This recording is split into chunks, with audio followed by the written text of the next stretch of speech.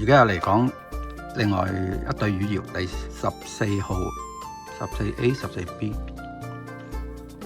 咁呢個前13集都睇到呢個天青色嘅魚鰩啦。而家呢個好明顯咧，呢個係天青色魚鰩。如果睇得多咧，就睇到呢個係倒袋嘅魚鰩啦。因為咧嗱，你睇一個好靚嘅蟬翼開片啦，呢個好靚嘅酥油缸啦，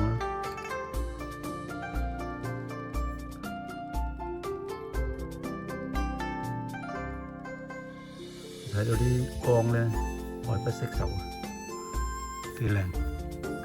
同埋咧，佢呢個唔同光線咧，有啲唔同顏色嘅感覺。有時帶藍，有時帶青。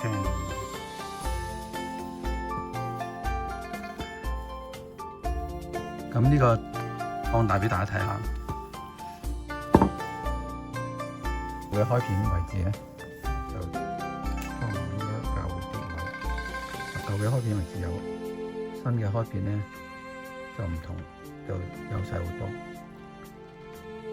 所以咧呢個係正常嘅嗱，有個變色氣泡啦。係土滲入到個氣泡入邊，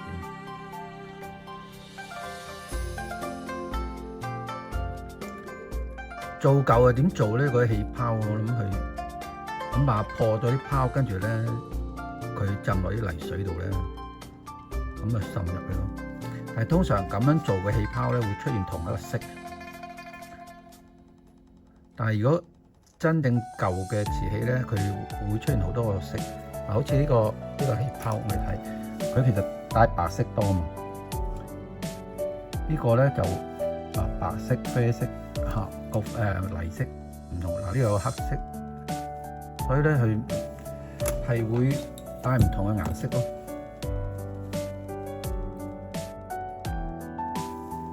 好，呢個瓶咧又頭先倒咗啲有啲泥咧喺個瓶入邊呢度。嗰啲泥喺度，咁咧，我哋可以放大啲嚟睇下。好，我哋睇另外14B 件。14B 件我未測過嘅都。今日即係我呢10幾件咧，15對咧，呢30件咧都唔係全部有測過嘅，有好多都冇測過，冇測過個輪時機，所以咧就先一路拍片，一路同你哋傾，同埋一路測。雖然眼殼可以有部分可以睇到，但係咧即係要斷代咧，我都係最好靠個 QRS 嘅測試啦，咁啊會確定一啲咯。呢個咧就大小氣泡咧都係好多。咁但係佢開片唔好覺，所以呢個我都要好小心去研究佢。佢開片紋咧好新啊！我哋睇下佢開片紋好新，但係個酥油缸好好。但係色咧嗱，相比咧呢個色係淺咗嘅，呢個係粉青色。曾經有啲泥啦，我哋抹咗啲泥。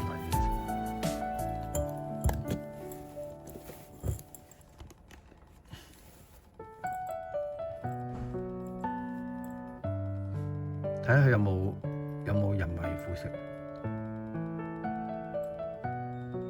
從呢個睇法咧，係唔覺嘅，唔係人為腐蝕，即係嗰個斜面睇。有多少滲色少少啫，唔多，個泥滲唔多。咁究竟佢係咪倒袋嘅魚鰩咧？都係真係要測。會唔會係前朝房後朝房咧？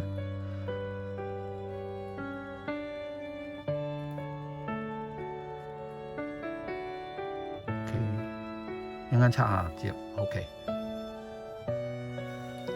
好，一樣啦。我哋而家先嚟測14A。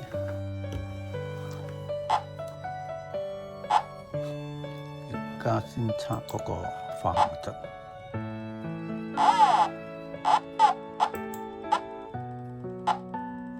係1，呢個本身係即係較床嘅，所以冇乜沾染到化學物質。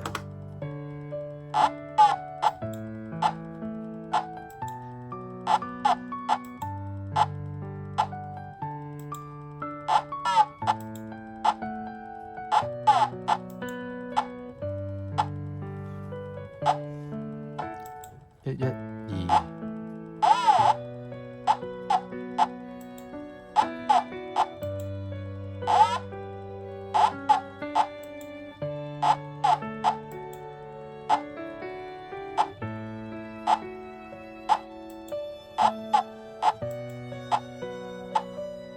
1124共鳴聲，1124，化學1，1124。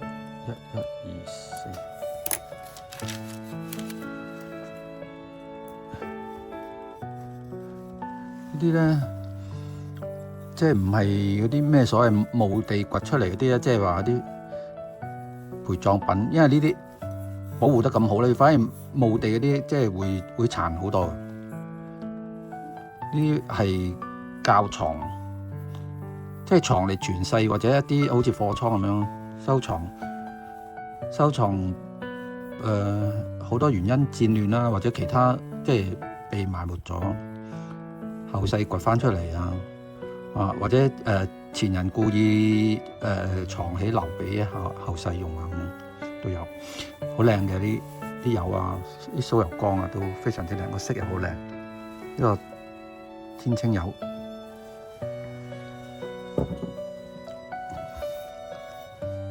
好，我哋另外測試另一件14B， 而家嚟測試14B。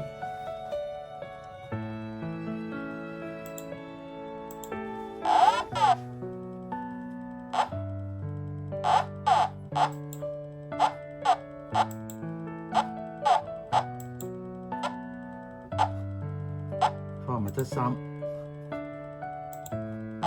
測試年份。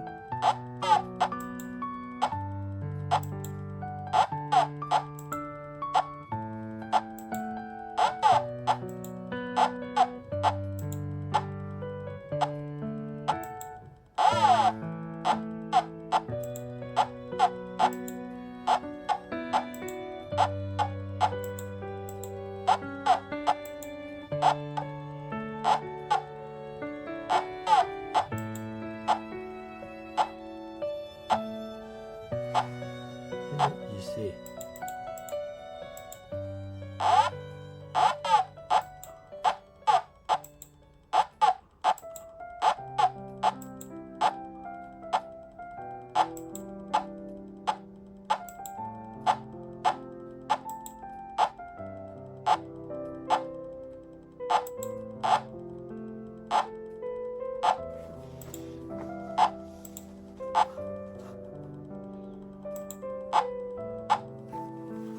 呢個都係1124喎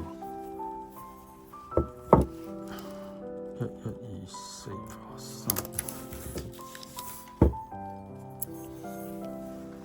化學就多過呢個，但係咧顏色有啲唔同，應該唔同一個窯口。